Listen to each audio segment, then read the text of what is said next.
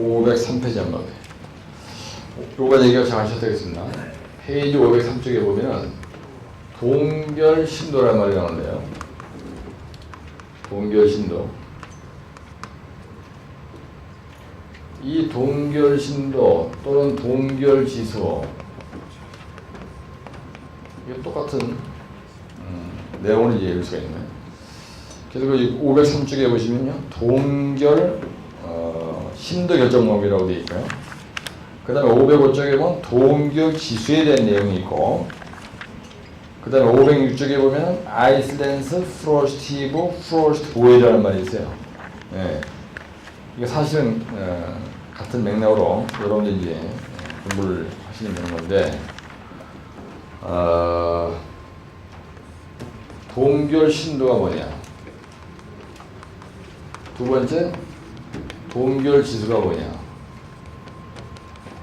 세 번째, 동결 신도 계산 방법이 뭐가 있냐? 그죠? 동결 신도 정의가 뭡니까? 혈액이 동결되는 뭐예요? 깊이잖아요. 그죠? 그래서 우리가 이렇게 설명합니다. 이걸 갖다 우리가 동결지수라고 해요. 그 다음에 여기는요, 도시대이고요. 여기는 기간입니다. 그래서 이걸 갖다 우리가 F라는데, 동결 깊이를 어떻게 계산하냐? Z는 이걸 C 루트 F로 계산하거든요. 그래서 여기서 F가 동결 지수예요. 그래서 이걸 갖다 우리가 프리징 인덱스라고 합니다. 프리징 인덱스라고 해요. 그래서 그 동결 지수가 뭐라고 되냐면요, 정의가 일평균 기온이, 그죠? 503쪽에 보시면은 이 동결 기간 동안 일평균 기온을 적산하여 적산 기온의 최대치와 적산 기온의 최대치와 최소치의 차, 이걸 갖다 적산 기온이라고 하고요. 그 다음에 요걸 갖다가 최대치라고 하고요. 여기가 최소치예요. 요 자리가 최소치야. 그래서 요 프로트 한 자리가 적산 온도인데요. 거기에 보면은 제로에서부터, 그죠? 마이너스 700, 일평균 기온의 누계치, 그죠? 그래서 1월, 2월, 3월, 4월 이래가지고 이렇게 되어 있는데, 요 자리가 몇 월? 맨 끝에 자리가 2월, 3월, 한 2월 정도 되고요. 근데 이쪽으로 가지고 3월 되면 녹는 거예요, 이제. 그죠? 그래가지고 여기 자리가 보통 한 마이너스 한 700 정도 되고요. 그 다음에 이후에 자리가 마이너스 한 100 정도 되네. 0도 되죠? 마이너스 0도. 이렇게 되는 거예요. 그래서 이 동결 지수라는 거는 적산 기온의, 보세요. 적산 기온의 최대치와 최소치의 차이예요. 네, 적산 기온의 최대치와 최소치의 차. 요걸 갖다 그냥 열라라고 이게 골치 아프거든요. 요 그림을 보시면 돼요. 이렇게. 여기서까지가 어는 기간이죠. 네? 여기서까지가 어는 기간이고, 여기서 녹는 기간입니다. 그래서 이 자리가 어는 기간이고요. 어는 기간이야. 동결되는 기간이고, 이 자리가 쉽게 얘기하면 녹는 기간이에요. 그래서 여기에서 프로스트 보일이라는 거예요. 이 기간이 프로스트 보일 기간이야. 얼었던 게 녹아. 그래가지고 집안이 연약해지는 현상. 내가 이걸 연화 현상이라고 하고요. 그 다음에 프로스트 히버, 동결 윤기, 프로스트 보일, 그죠? 그래서 적산 기온의 최대치와 최소치의 차. 여기가 도시대이다. 그럼 도시대의 최대치와 뭐 최소치의 차다. 요걸 가지고 우리가 뭐라 하냐면 적산 기온의 최대치와 최소치의 차를 동결지수라고 한다. 동결지수란 이것이다. 동결 신도란 거는 동결되는 깊이를 얘기하는 거다. 그래서 Z니까로 C 루트 F로 계산한다. 예, 그래서 이 C가 햇볕이 많이 들 때는 얼마나 하느냐. 햇볕이 많이 들어. 항상 1년 내내 햇볕이 잘 되는 자리야. 3월 쓰는 거예요. 이거 무조건 정해진 숫자거든요. 그 다음에 1년 내내 강원도 가면요, 1년 내내 햇빛을 못 보는 구간이 있어. 가운데 3번짜리가 거예요. 그럴 때 이 값을 5로 쓰는 거예요. 계산할 때. 그 다음에 이 프레징 인덱스라고 하는 이 값은요. 기상청에서 나오는 거지 내가 마음대로 조정하는 게 아니에요. 그러니까 이걸 계산을 이제 하는 겁니다. 그래서 동결 깊이가 1m냐 뭐 80전이냐 이런 식으로 계산을 한다는 거예요. 네? 그래 503쪽에 여기 이렇게 돼 있습니다. 그래서 동결 신도를 결정하는 방법은 첫째, 둘째, 셋째 이거 세 가지가 있어야죠. 그래가지고 동결 지수를 구하는 방법이 있고 실측으로 하는 방법이 있고요. 동결 지수를 가지고 지수로 구하는 방법이 있고 그 다음에 실제로 측량한 거예요. 실측하는 방법이 있고 그 다음에 또 하나 뭐가 있어요? 네? 그 다음에 보정 동결 지수의 방법이 있어요. 보정 동결 지수 에 의한 방법이 있다. 이거는 온도계로다 측정하는 거예요. 이거는 Z는 이꼬로 C 루트 F로 계산한다는 얘기야. 그 다음에 이게 결과 이용을 어디다 쓰냐? 여기서 얘기하는 동결신도, 동결지수 이런 거 갖다 왜 괜히 맥없이 하느냐? 포장 두께 산정이나 그죠? 우리가 포장의 두께를 산정할 때 그 다음에 지하 매설관의 설치 깊이를 결정하다 했습니다. 그 다음에 얕은 기초 있어요. 얕은 기초의 설치 깊이를 산정하는 데 써먹는다. 무슨 얘기냐면 이럴 때 그림을 그린 겁니다. 여기다 노체가 있고요. 그 다음에 노상이 있고요. 그 다음에 보조위층이 있고 그 다음에 기층이 있고 그 다음에 표층이 있는 거예요. 대골지방이야. 그러면요 동결신도를 계산해보니까 Z는 이꼬로 C 루트 F가 1m다 만약에 여기서부터 표층에서부터 1m 안에 들어가면 온다. 그러죠?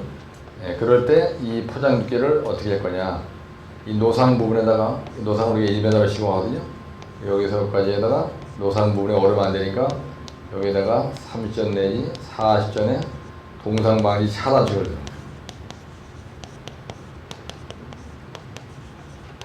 어떨 때 2m 정도 있습니다. 지하 매설관은 어떻게 했냐? 이거 지하 매설관에 대해서요 이렇게 있어요. 지표면이 이렇게 있으면요 여기다 내가 UPVC 파이프를 하나 묻어야 돼. UPVC 파이프를 다이아 만약에 150mm짜리 똥 파이프를 묻겠다. 그래서 세니타리 파이프를 묻겠다.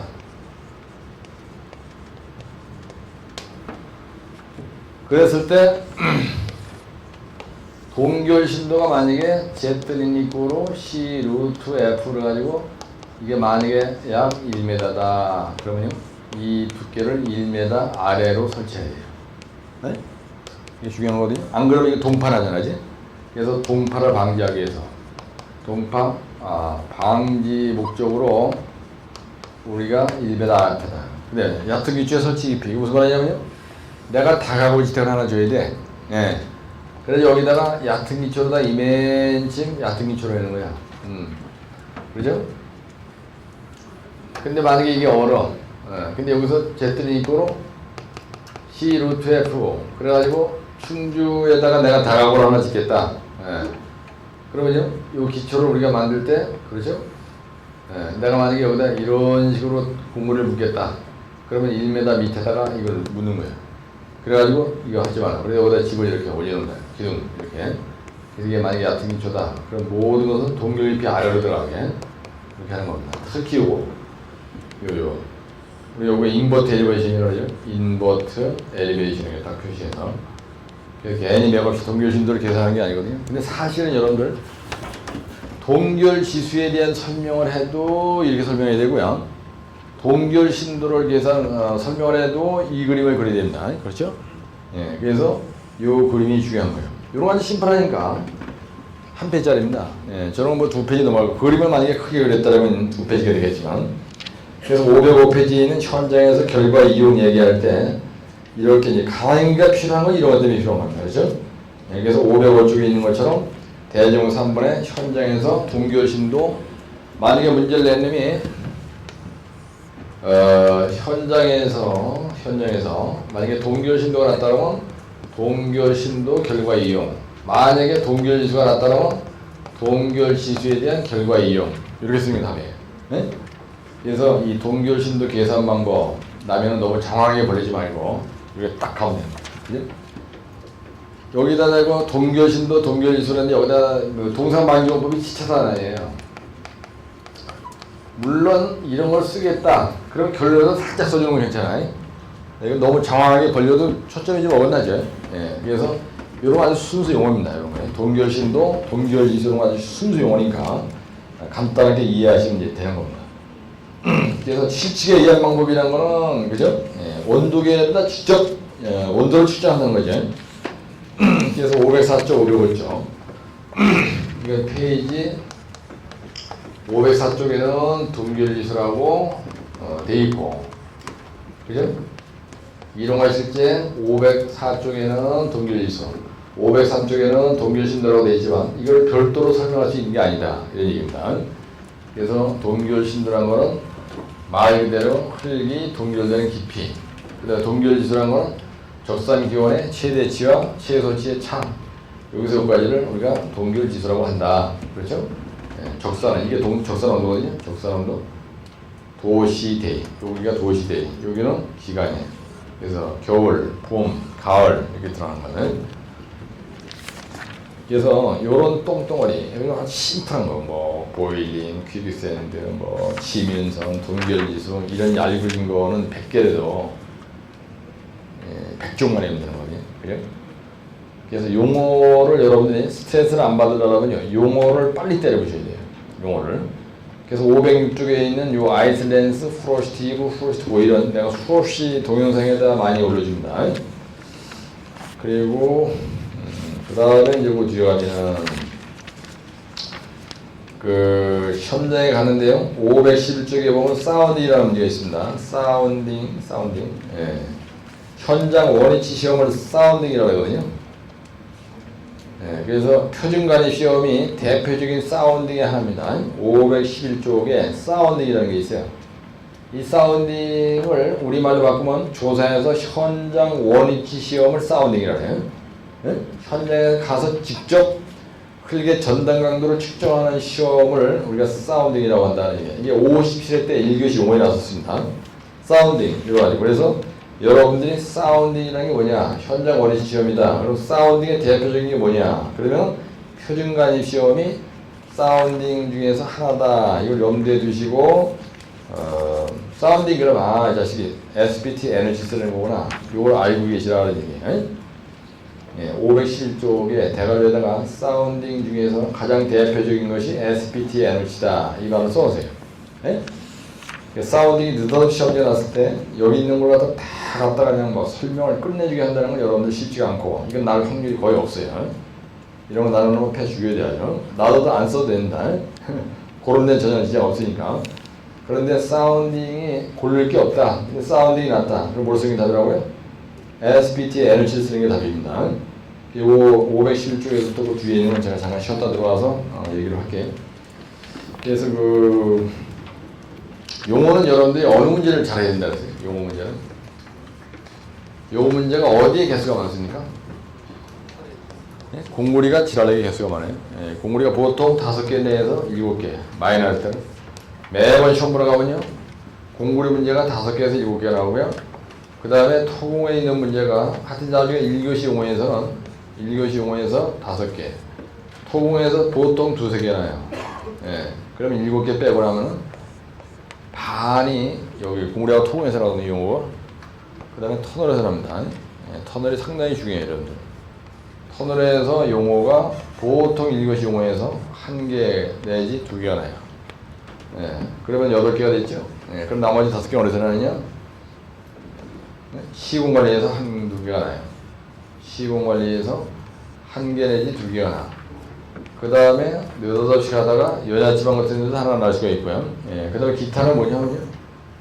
기타는 전부 다 공법 문제인데 용어로 나오는 거예요. 응? 그걸 알고 계시라고. 순수 용어 문제는요. 공구리 5개, 토공에서 2-3개, 터널에서 1-2개, 시공관리에서 1-2개 빼고 나머지 용어는 그럼 어디서 나느냐? 그래봐 이거 9개밖에 안 되는 거야. 예, 9개밖에 안 돼. 8개 빼기 9개야. 그럼 13개에서 8개를 뺐다. 그럼 5개에서 6개는 5개에서 6개의 문제는요. 공법 문제인데 용어로 나는 거예요. 그게 뭐냐? 컨트롤 브라스팅, 라인 딜링, 쿠션 브라스팅, 프리스프리팅. 그죠? 지난번에 어떤 미친놈이 느닷없이 이것이 용어에 반파제의 피어원 FCM, ILM 이런 게 용어로 나잖아요. 베노토, RCD 이런 게 용어에 난다니까. 그래서 보통 13개 용어 중에서 10개를 골라야 되는데 13개 중에서 8개는 순수 용어, 5개는 공법 문제인데 여기로 가는 거야. 그럼 이건 별도로 할 게 없는 거야. 예? 별도로 할 게 없고 순수 8개는 이렇게 난다는 얘기. 예. 그죠? 예, 용어가 85회 때도 꽤 여러 개 났죠. 그렇죠? 예. 용어 공구리 12개가 났어요. 85회 때 공구리 문제가 2, 3, 4교시 다 합쳐가지고 12개가 났다니까요. 토공에서 오염시가 났죠. 그전에는 최대 건조물도가 났죠. 그전에는 다진도가 났죠. 예, 근데 기초에서는 부마찰력이 나죠. 부마찰력. 예, 기초에서 어쩌다 하나씩 나는 거야. 강물에 콩 나듯이. 그죠? 근데 이 기초, 기타 과목에서는요, 해봐야 1-2개밖에 없어요. 근데 이게 토공하고 공구리가 숫자가 많아. 그래서 여러분들 머리가 좀 아픈 거예요. 그 똥덩어리 아주 심플한 거는 금방 때려보실 수 있는 거예요. 예? 이 1교시 5는요, 여러분들이 동영상 집에서 보시는 분들은요, 1교시 5 문제는 일주일에 한 3시간 내지, 만약에 한 5시간 정도만 계속 들어도요, 용어는 그대로 머리 박혀요. 용어는. 근데 용어 설명할 때 아주 진짜 폼나게 강의하거든요. 아주. 네? 공법보다 용어를 더 폼나게 강의합니다.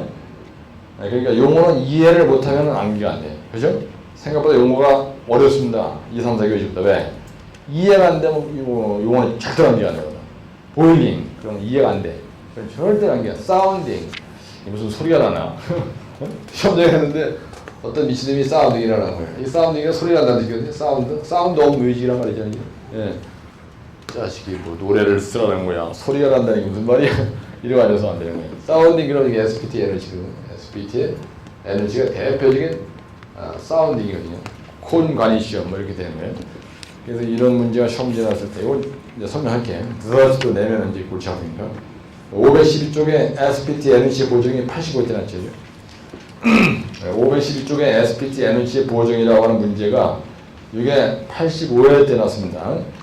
예, 그래서 N치의 보정은요, N-60은 N 곱하기 CN 곱하기 CNN 방송인데, N1, N2, N3, N4, 이래가지고 뭐라고 있는지 모르지만 하여튼 자어지간 이런 얄궂은 게 이제, 지난번에 나섰죠. SPT, N치의 보정에 대해서 기술하시오.